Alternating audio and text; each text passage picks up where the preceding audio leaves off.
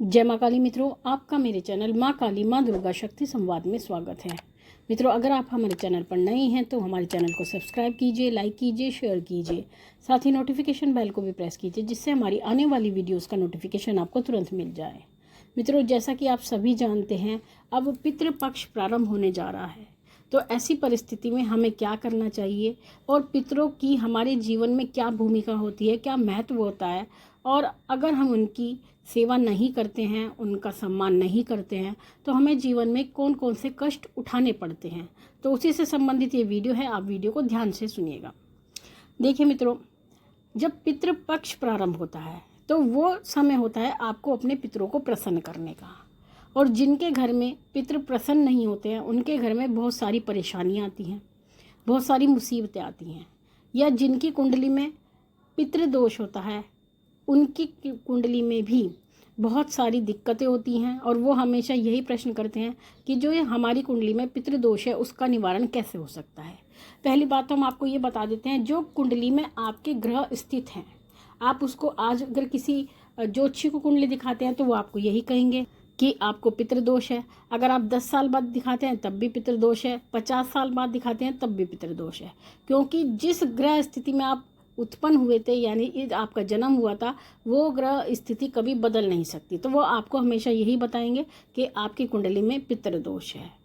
तो ऐसी परिस्थिति में जिनको पितृदोष होता है कुंडली में, या जिनके जीवन में बहुत सारी परेशानियां होती हैं, जैसे कि उनके घर में विवाह नहीं होते हैं, विवाह विलंब से होते हैं, संतान उत्पन्न नहीं होती है, और होती है तो कन्याएं होती हैं, पुत्र संतान उत्पन्न नहीं होती है, बनते हुए कार्य बिगड़ जाते हैं, घर में बीमारियां रहती हैं, लड़ाई झगड़े रहते हैं, और घर में किसी भी प्रकार की बरकत नहीं होती। तो ये सभी लक्षण पितृदोष के लक्षण होते हैं। यानी आपके पितर आपसे नाराज़ हैं, तभी ये परिस्थिति आपके घर की बनी हुई है।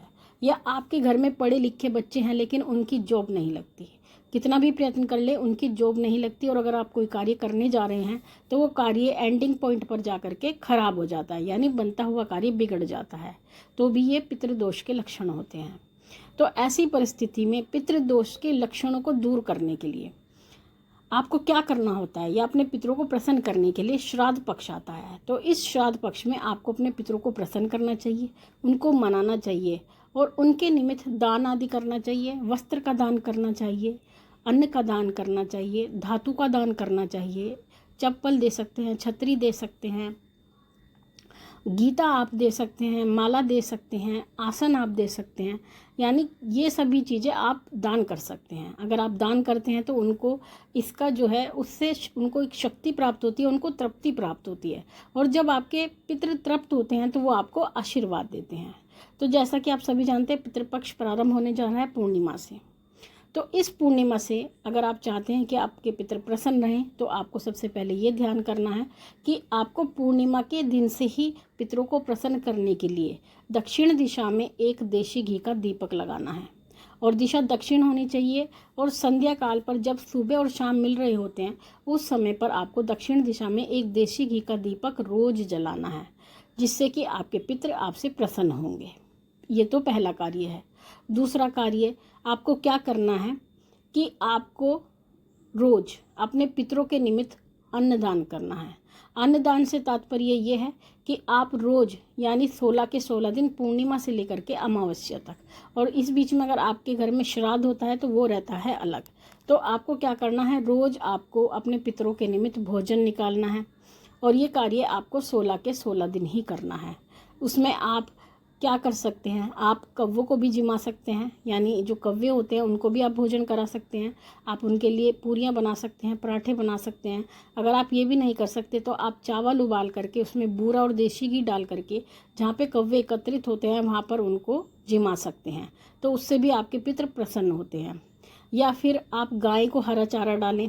अगर आप नहीं कुछ कर सकते तो गाय को हरा चारा डालें, भूसा डालें, चूरी चोकर जो भी आप डाल सकते हैं वो सब डालें। गाय को जितना आप, एक गाय को, 2 गाय को, 3 गाय को, जितनी गाय भी हैं, अगर आप उनका पेट भर सकते हैं तो इससे आपके पितृ बहुत जल्दी प्रसन्न होते हैं और वो आपको आशीर्वाद देते हैं। जब आपके पितृ आपके घर में श्राद्ध होता है तो आपको तर्पण आदि करना चाहिए, उनको जल देना चाहिए, क्योंकि पितरों को जल से तृप्ति प्राप्त होती है। तो उनके निमित्त आपको तर्पण करना चाहिए, श्राद्ध कर्म करना चाहिए। और ये बात आप विशेष रूप से ध्यान रखें कि हमारे घर में 2 प्रकार के पितर होते हैं। एक तो पितर होते हैं, एक ऊत पितर होते हैं।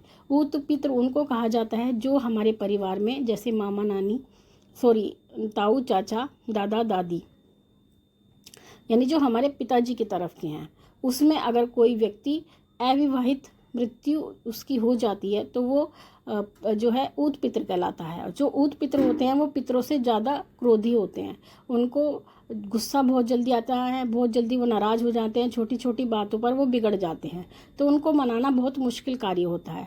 तो ऐसी परिस्थिति में अगर आपके घर में ऊत पितर हैं तो आपको उनकी विशेष सेवा करनी चाहिए। और अगर उनका श्राद्ध आता है तो उनके श्राद्ध पर आपको वस्त्र आदि देने चाहिए, आपको चप्पल देनी चाहिए, जनेऊ देना चाहिए, गीता आपको देनी चाहिए और जपमाला आपको देनी चाहिए।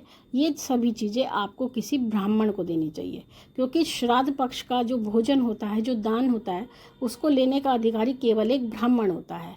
लेकिन कुछ घरों में ऐसी परंपरा होती है कि वो लोग अपनी जमाता यानी दामाद को भी अपने पितरों से संबंधित जो सामग्री होती है वो उनको दे देते हैं। लेकिन आपको ये भी ध्यान रखना है, अगर आपके यहाँ पर जो ध्याने होते हैं उनको अगर कोई भी वस्तु या सामान दिया जाता है तो आपको ये बात विशेष देखनी है कि जिस जमाता को यानी दामाद को आप ये सभी वस्तुएं देने जा रहे हैं वो व्यक्ति व्यसनी ना हो। यानी व्यसनी का अर्थ है वो शराब ना पीता हो, मीट ना खाता हो, अंडा मुर्गा कुछ भी ऐसे व्यसन ना करता हो, तामसिक भोजन का सेवन ना करता हो, मदिरा का सेवन ना करता हो।